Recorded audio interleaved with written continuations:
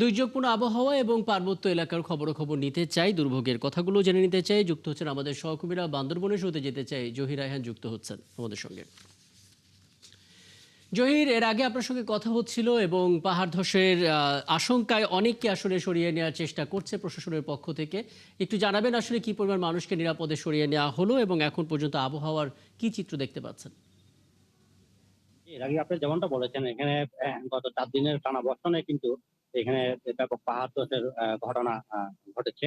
গত কয়েকদিন ধরে জেলা প্রশাসন, সেনাবাহিনী এবং দমকল বাহিনী যে পাহাড়ের পাদদেশে যারা বসবাস করছে ঝুঁকিপূর্ণ অবস্থায় তাদেরকে সরিয়ে নেওয়ার জন্য চেষ্টা চালিয়ে যাচ্ছে। মাইকিং করছে এবং মসজিদে মসজিদে মাইকে বলা হচ্ছে এবং জনপ্রতিনিধিদের মাধ্যমে জানা আহ্বান জানা হচ্ছে। কিন্তু অধিকাংশ লোকজন এখনো কিন্তু পাহাড়ের পাদদেশে এবং পাহাড়ের চোরাই পরিস্থিতিতে রয়ে গেছে।